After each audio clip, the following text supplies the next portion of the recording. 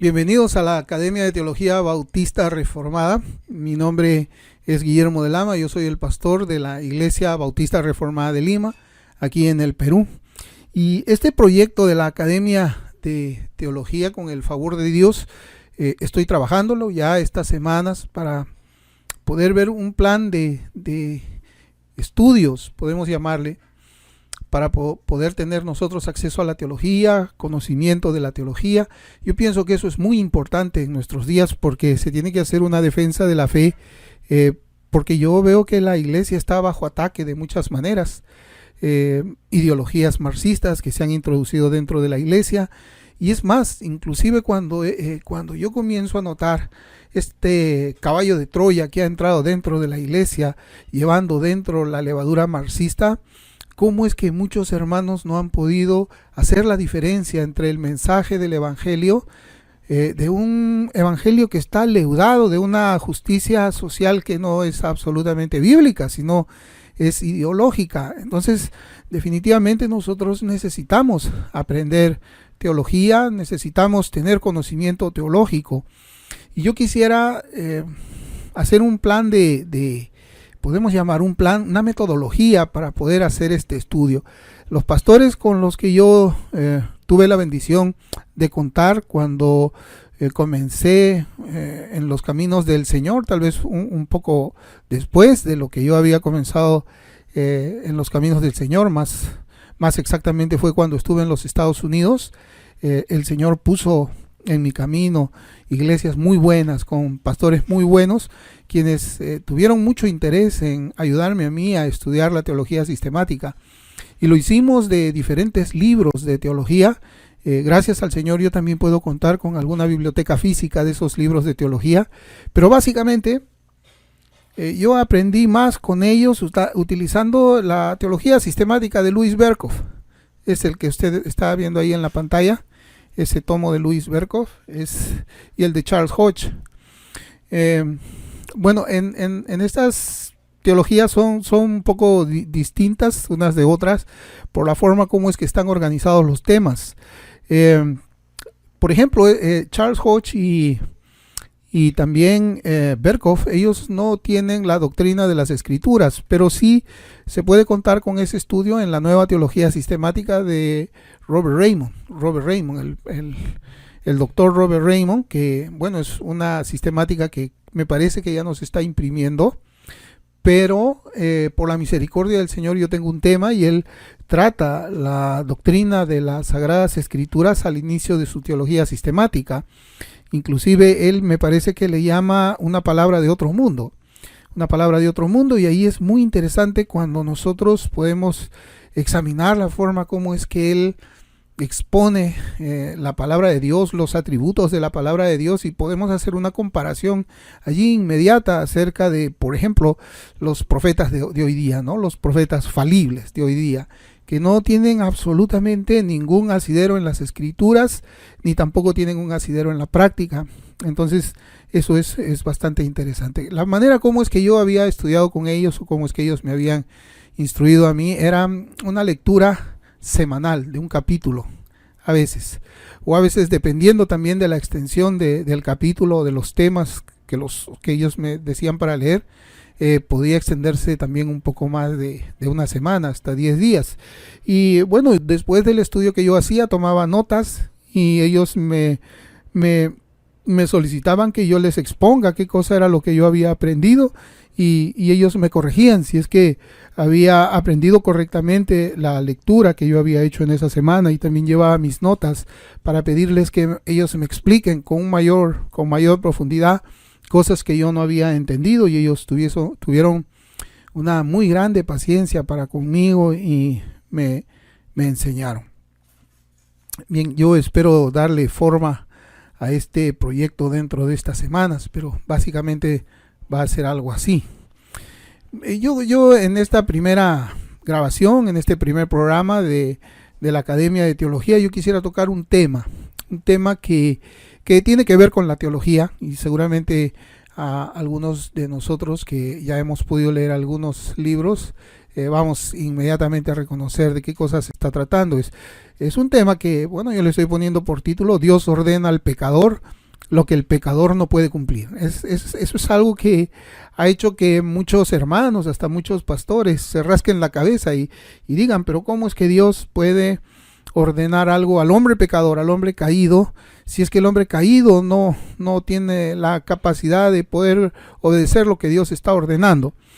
Bueno, ese tema, pues yo lo quiero compartir ahora de una manera bastante breve, porque son muchos los comentarios que me hacen en mi red social y que tratan pues de este tema de lo que el hombre pecador, el hombre en Adán, puede o no puede cumplir, ¿no? Los mandamientos de Dios, lo que el Señor ordena.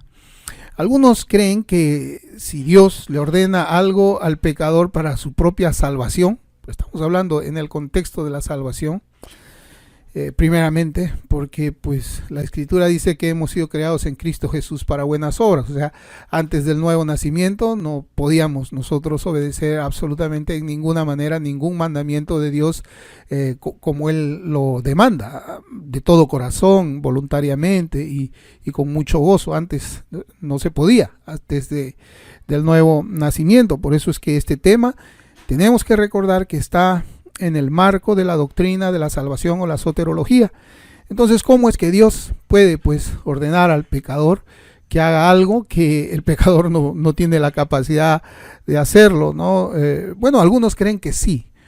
Algunos creen que sí, que si Dios está ordenando algo es porque el pecador puede hacerlo sin la gracia de Dios. O sea, la gracia de Dios es posterior a la obra que hace el pecador. O sea, eso significa de que el pecador tiene que hacer algo primero y el Señor le recompensa ese algo, esa obra que ha hecho para su propia salvación, dándole gracia. O sea, la gracia ya no es gracia, es una recompensa, como Pablo habla en la carta a los Romanos: si es por gracia ya no es por obra, y si es por obra ya no es por gracia. Entonces yo veo que existe mucho conflicto cuando leemos la Escritura en esa parte, ¿no? Inmediatamente yo me doy cuenta que no existe una comprensión verdadera de lo que es la palabra de Dios.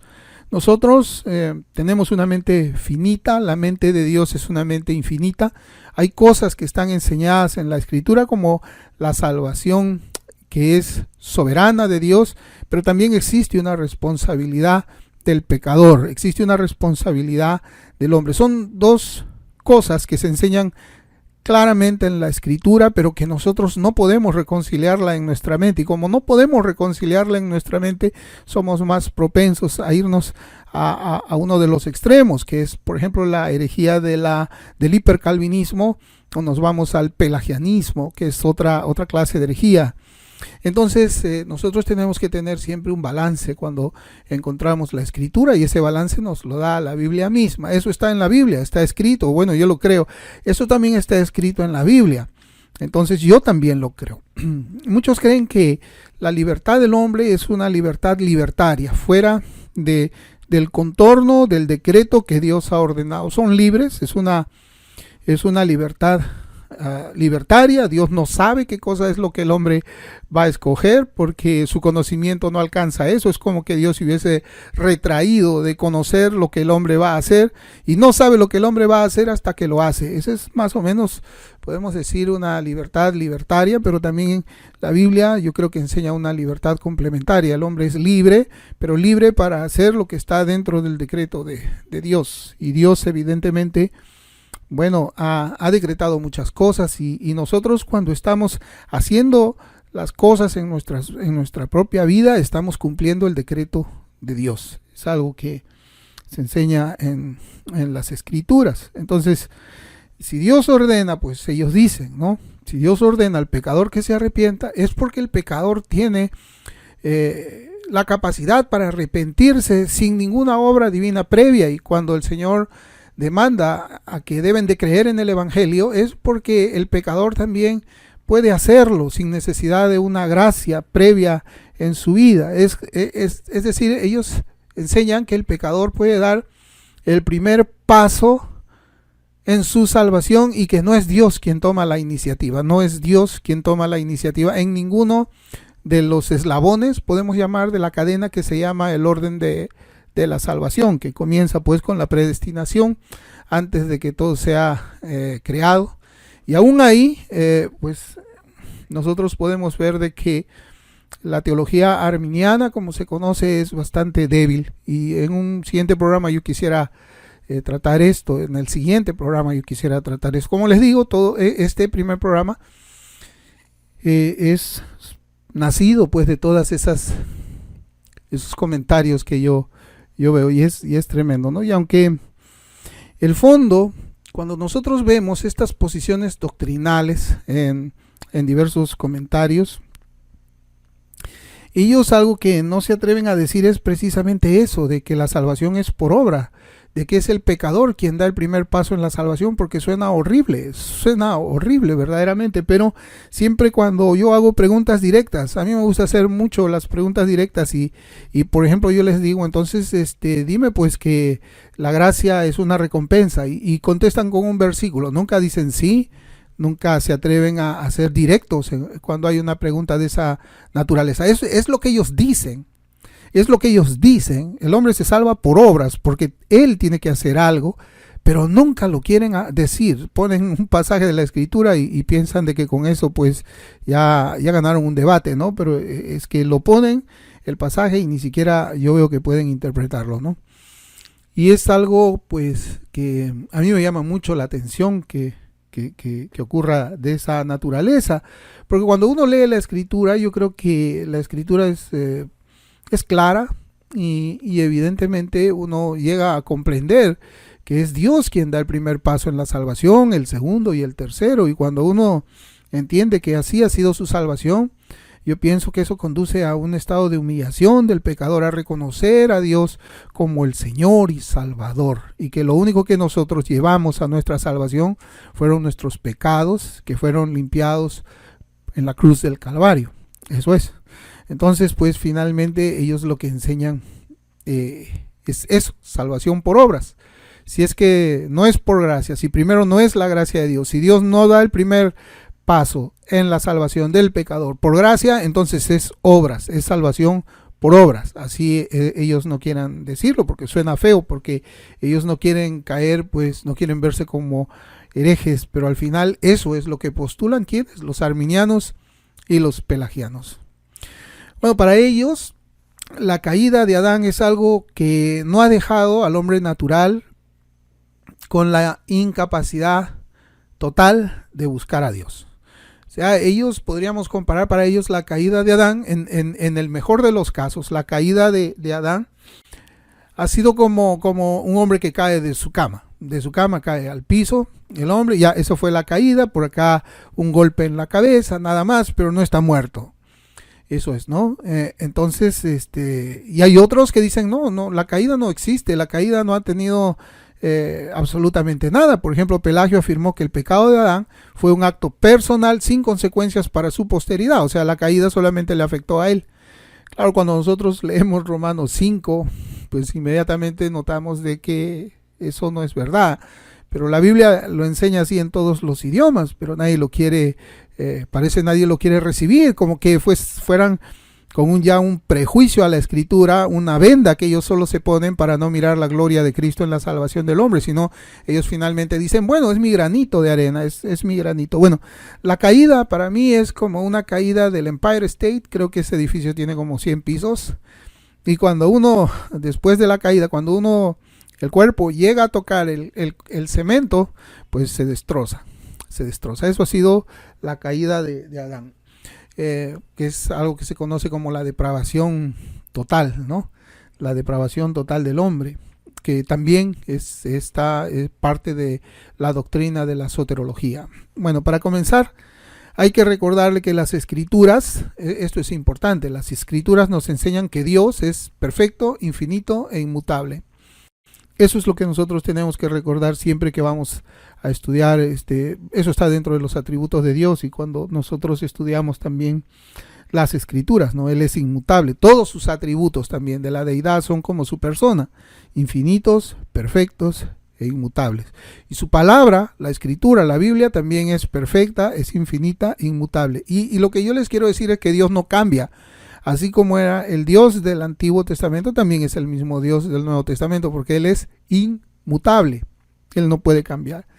Y esta controversia acerca de si el hombre puede cumplir, el hombre pecador, el hombre caído, el hombre muerto espiritual puede cumplir lo que Dios ordena, esta controversia pues nace en el siglo V, cuando el monje Pelagio leyó, escuchó la oración de Agustín, que aquí lo estoy poniendo yo en la imagen.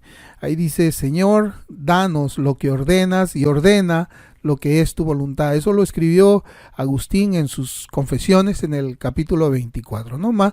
Otros lo han traducido de una manera distinta. Dice: Señor, ordena lo que quieras, pero concédenos hacer lo que tú ordenas. Esa también podría ser una traducción, ¿no? Bueno, ¿cuál fue la reacción de Pelagio? Ahí yo les quiero compartir en esa imagen cuál ha sido la reacción de Pelagio. Dice: él creía que el atributo más alto de Dios era en verdad su justicia, y por esa justicia tenía el perfecto derecho de obligar a sus criaturas a obedecerlo de acuerdo con su ley. Pelagio se enfocó en la primera parte de la oración, en la cual Agustín le pedía a Dios que le concediera lo que él ordenaba.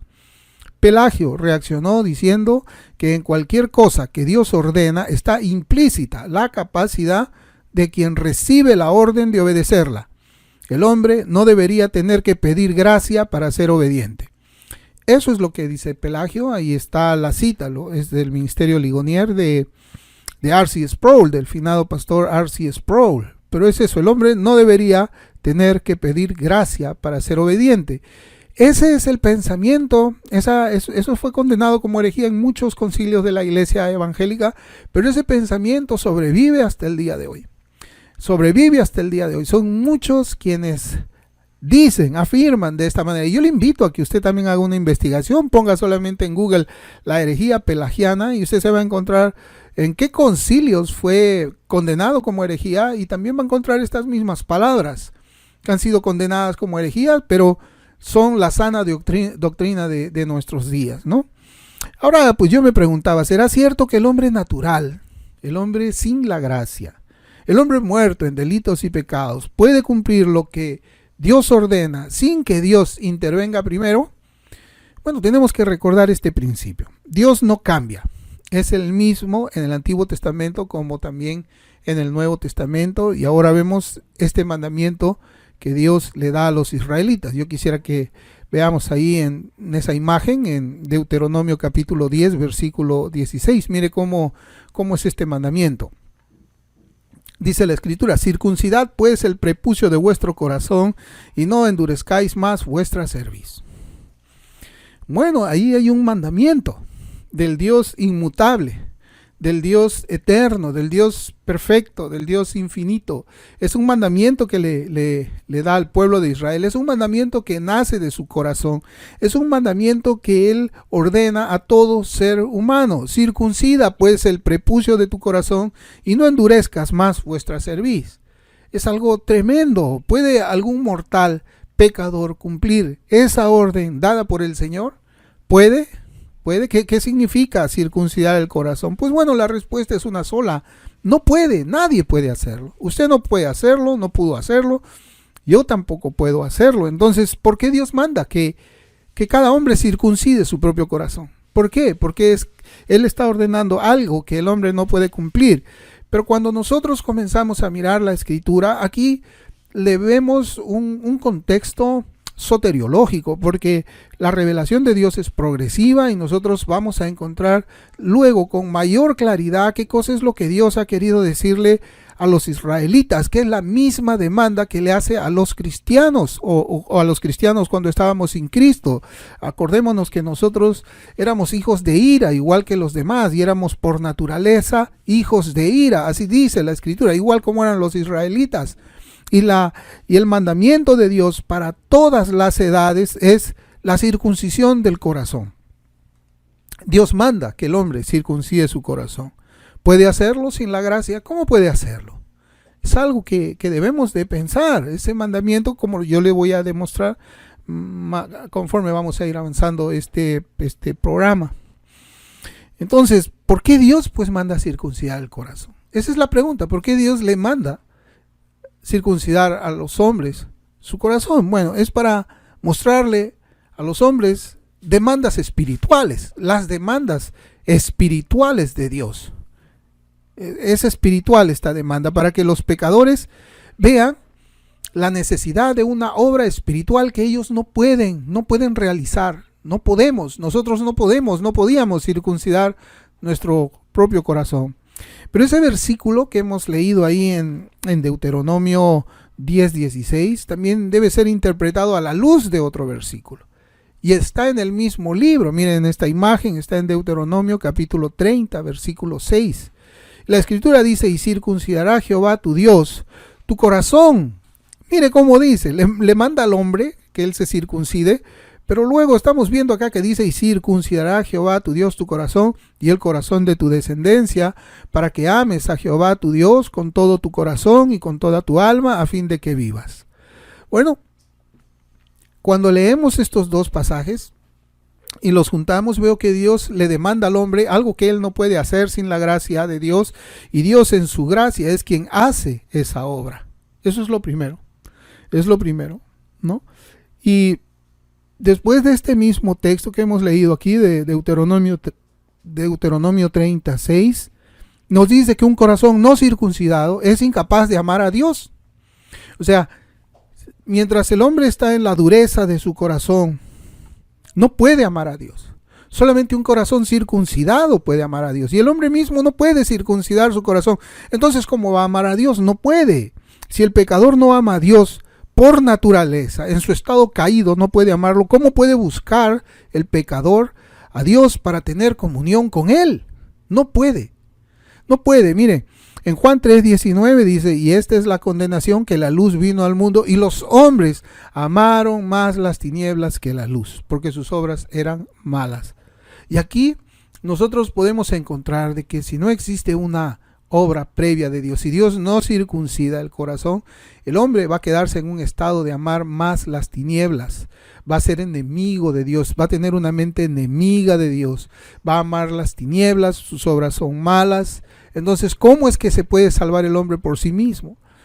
Dios demanda hasta ahora: circuncida tu corazón. Ese es un mandamiento para todos, como vamos a ver. Pero el hombre no puede hacerlo.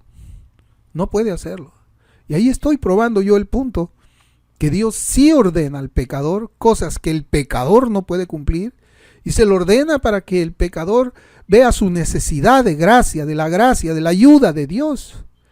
Rogarle, yo creo que cuando un pecador lee estos textos, lo que tiene que hacer es rogarle al Señor: Señor, hay misericordia para mí, tienes misericordia, por favor, Señor, circuncida tú mi corazón es malo, mi corazón es perverso, mi corazón te odia, quiero, Señor, que tú hagas tu obra en mí para que yo pueda amarte.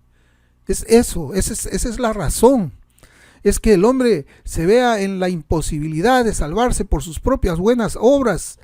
Eso es lo que Dios está demostrando cuando Él ordena al pecador algo que él no puede cumplir, precisamente para que pueda ver la gracia de Dios. Si no, ¿cómo es que va a haber la gracia de Dios? Aquí pues se nos habla de una obra espiritual. El corazón del pecador debe ser herido por Dios. La circuncisión era un corte en el prepucio, era una herida, era doloroso. Y cuando la escritura hace esa comparación, habla precisamente del dolor del corazón que tiene que sentir. Esa circuncisión que la hace Dios, como vamos a ver, es para producir el dolor de la convicción de pecado, para que el pecador se vea avergonzado de sus obras y se vea también impotente delante de Dios, que él no puede salvarse por él mismo, que sus obras no sirven, son trapos de inmundicia para el Señor. Esa es la razón, ese es el dolor que debe de causar la circuncisión en el corazón. Y es allí cuando recién el pecador, en medio de ese dolor del corazón, puede buscar a Dios en arrepentimiento y fe, pidiendo que le sean perdonados sus pecados, y Cristo, y el Señor Jesucristo, lo va a limpiar de esos pecados e inmundicias y los va a recibir en su reino eterno. Eso es. Yo creo que está fácilmente explicado en los mismos textos de la Escritura. Y lo que sí nosotros reconocemos es que sin aquella obra divina es imposible la vida eterna. Es imposible la vida eterna. Por eso es que de allí Deuteronomio 36 termina diciendo, para que vivas, para que vivas. Si no hay circuncisión del corazón, que produce una convicción de pecado, un dolor en el corazón, un pesar por la vida que uno ha llevado, que va a terminar definitivamente en la regeneración, va a terminar en el arrepentimiento y fe, y va a terminar en la justificación y santificación del pecador, no puede haber vida eterna, no puede haber. ¿Y quién comienza esa obra? Dios. Dios la comienza, circuncidando el corazón. Entonces, pues el Dios inmutable, quien hace la primera obra de gracia para la salvación de las almas pecadoras, Él es quien hace esa obra, no es el pecador. Tanto en el Antiguo Testamento como en el Nuevo Testamento. Por eso es que yo ahora quiero ir. Yo les había dicho que la revelación era progresiva, pero el concepto de la circuncisión del corazón está en el Antiguo Testamento, pero también está en el Nuevo Testamento. Leamos Romanos 2, capítulo 28 y 29. Ahí dice, voy a leer. Pues no es judío el que lo es exteriormente, ni es la circuncisión la que se hace exteriormente en la carne, sino que es judío el que lo es en lo interior, y la circuncisión es la del corazón, en espíritu, no en letra, la alabanza del cual no viene de los hombres, sino de Dios. Y dice, la circuncisión es la del corazón en espíritu, en espíritu. El hombre natural no puede circuncidar su propio corazón. Es una obra espiritual, por eso es que Dios es espíritu. Y acá nos dice pues de que el judío verdadero es el que ha sufrido circuncisión en su corazón. Si nosotros tuviésemos que responder a la pregunta, ¿quién es un judío verdadero? Nosotros, los que hemos sido salvados por Cristo. De acuerdo a este texto de Romanos 2, 28-29, nosotros somos verdaderos judíos. Somos el verdadero linaje de Abraham, somos nosotros los que tenemos la circuncisión del corazón. Y hay otro versículo más también ahí en el Nuevo Testamento que Pablo, inspirado por el Espíritu Santo, habla y nos confirma que es un mandamiento de Dios imposible de ser cumplido por la criatura pecadora. Está en Colosenses 2:11. Ahí la Escritura nos enseña y dice, en él también fuisteis circuncidados con circuncisión no hecha a mano, al echar de vosotros el cuerpo pecaminoso, carnal, en la circuncisión de Cristo. No es una circuncisión hecha a mano. Entonces, que alguien me explique cómo es que un pecador puede hacer esa obra. En primer lugar, no va a querer hacer esa obra, porque ama más las tinieblas que la luz. No se dejaría tocar por Dios, porque él tiene una mente enemiga de Dios, es enemigo, es un hijo de ira. Dios y ese pecador están separados. Pero es una obra espiritual que hace Dios, no es una obra humana, es espiritual. Y Dios la hace a ciertas personas a quienes la Biblia le llama los predestinados. Es también una obra irresistible, es irresistible por lo mismo que es espiritual y es invisible para el pecador, es invisible para el pecador. ¿Qué piensa ahora usted de ese tema? ¿Manda Dios al hombre pecador acciones que él no puede cumplir? Sí. ¿Para qué? Para que él vea su necesidad de gracia. ¿Y quién es el que cumple esa obra? ¿Quién es el que la hace en el pecador? Es Dios. Es Dios Espíritu. Es Dios Espíritu. Esa es la demanda de Dios, la circuncisión del corazón, pero al mismo tiempo es Dios quien la hace. Ahora, la pregunta final, ¿puede obedecer el pecador a Dios sin la obra de la gracia previa? Pues no, el hombre que está desprovisto de la gracia natural, de la gracia salvífica, no puede obedecer al Señor. Bueno, hasta aquí esta meditación corta de la Academia de Teología. Yo quiero también hablar un poco más acerca de la elección, ¿no? También se dice en el próximo programa, voy a prepararlo dentro de poco, se dice ahora de que cuando Dios pone delante de los hombres la vida y la muerte, le dice, escoge pues, ¿verdad? Así dice, escoge, y dicen, ahí está, ¿ves? Pero la pregunta es, ¿puede escoger el bien? ¿Puede escoger hacer lo bueno? Eso en el próximo programa. Conmigo será hasta pronto, que el Señor les bendiga y espero que haya sido de bendición para ustedes.